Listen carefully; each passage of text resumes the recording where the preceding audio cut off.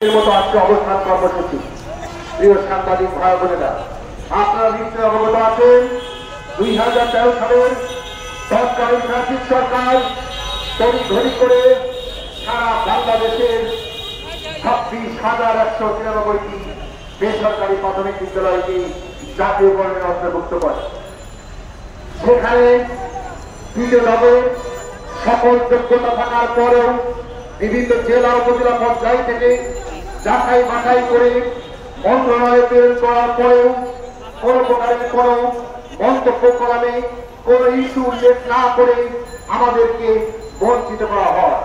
2015 সালে আমরা যখন জানতে পারি তৎকালীন সচিব সরদার কেরামত আলী স্যারের স্বাক্ষরিত একটি কাগজের মাধ্যমে যে সারা বাংলাদেশে 3 পার্বত্য জেলা সহ দ্বিতীয় ধাপের অন্তর্ভুক্ত থেকে বঞ্চিত হয়েছে প্রায় 4,139টি বিদ্যালয়।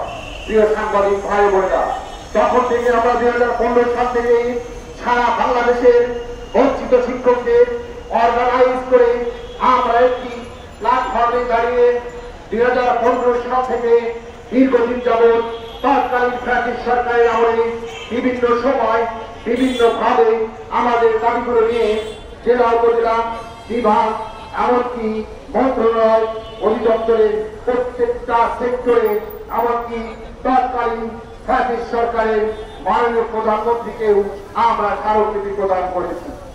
আমরা প্রিয় সাংবাদিক ভাই বোনেরা, আমরা আপনাদের মাধ্যমে বর্তমানে গণ অভ্যুত্থানে রচিত নতুন সবুজ বাংলার রাষ্ট্রনায়ক আমাদের শ্রদ্ধেয় ডক্টর ইউনূসের কণ্ঠস্বরে আমাদের এই বৈষম্যের শিকার 4,000 চলমানযোগ্য বিদ্যালয়গুলোকে ইনক্লুড করার জন্য বিশেষভাবে অনুরোধ করছি। প্রিয় সাংবাদিক ভাই বোনেরা, আপনারা আরো অবগত আছেন বাংলাদেশ বেসরকারি প্রাথমিক শিক্ষক সমিতির হাজার হাজার শিক্ষক নিয়ে 2011 সালে এই জাতীয় প্রেস ক্লাবের সামনে আমরা 26 দিন অবস্থান ধর্মঘট পালন করেছিলাম। সেই সময় তৎকালীন সময়ের সচিব সিনিয়র সচিব জনাব আকরাম স্যার, এএফএ মজুর কাদের স্যার এবং অতিরিক্ত একজন সচিব 3 জন সচিব আমাদের মধ্যে উপস্থিত হয়েছিলেন এবং আমাদেরকে আশ্বস্ত করেছিলেন আপনারা বাড়ি ফিরে যান, আপনাদের বিদ্যালয়গুলোর সমস্ত তথ্য সমস্ত ডকুমেন্ট সবকিছু আমাদের নথিভুক্ত করা আছে। আমরা আগামী 6 মাসের মধ্যে আপনাদের বিদ্যালয়গুলোর একটি সুব্যবস্থা করব। কিন্তু অত্যন্ত দুঃখ এবং পরিতাপের বিষয় হয়ে সত্য যে এখন পর্যন্ত তাদের কোনো কথা তারা রাখেনি। আমরা বাংলাদেশ বেসরকারি শিক্ষক সমিতির পক্ষ থেকে বিগত সেপ্টেম্বর মাসের 10 এবং 11 তারিখ প্রাথমিক ও গণশিক্ষা অধিদপ্তরের সামনে হাজার হাজার শিক্ষক নিয়ে অবস্থান পালন করেছিলাম। সেই অবস্থান কর্মসূচিতে বর্তমান মহাপরিচালক স্যার এবং অতিরিক্ত মহাপরিচালক স্যার সহ 5 জন কর্মকর্তা আমাদের মধ্যে উপস্থিত হয়েছিলেন। তারা আমাদের জন্য একটি সুপারিশপত্র প্রেরণ করার জন্য মন্ত্রণালয়ের সমস্ত কিছু ডকুমেন্ট তৈরি করেছিলেন। কিন্তু অত্যন্ত দুঃখ এবং পরিতাপের বিষয় হল সত্য, তৎকালীন ফ্যাসিস্ট সরকারের অনপুষ্ট নিয়োগপ্রাপ্ত অবৈধ ক্ষমতার দাপট দেখিয়ে ক্ষমতা ভয় দেখিয়ে 2020 সালের সেই পুরনো চিঠিকে আকরাম স্যারের স্বাক্ষরিত সেই চিঠিকে ধরিয়ে দিয়ে মন্ত্রণালয় থেকে অধিদপ্তরকে সুপারিশ প্রেরণে বাধাগ্রস্ত করা হয়।